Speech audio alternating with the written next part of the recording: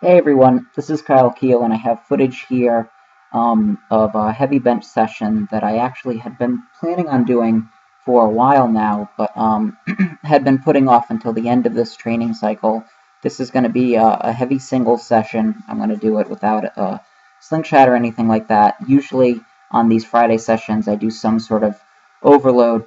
Usually that's my slingshot, but on this day, I'm not going to use that. I'm just going to work up to a reasonably heavy single. And my goal for this day was to bench 150 kilos, which is 330 pounds, and was successful in doing that. And that's great progress for me.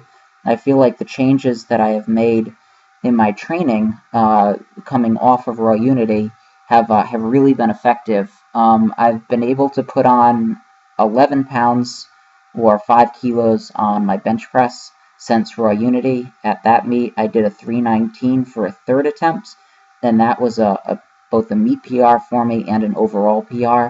And since then, I've been able to add, again, another 11 pounds, benching 330 today. So that's great progress for me.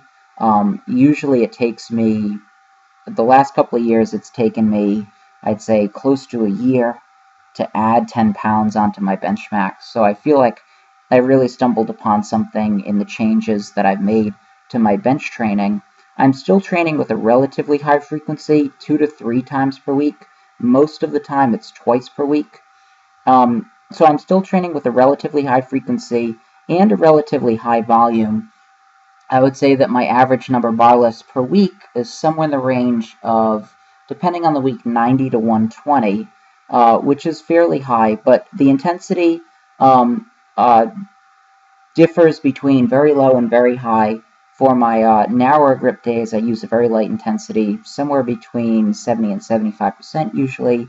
And for my Friday sessions, I actually use a very high intensity. I use my slingshot, and I do something that is oftentimes in excess of 95% of a 1 rep max without the slingshot. So I oscillate between high intensity and low intensity sessions. Still pretty high volume, still moderately high frequency, and the other major change that I've made is the bulk of the work that I'm doing now is actually with a narrower grip than my competition grip, and that has gone way up.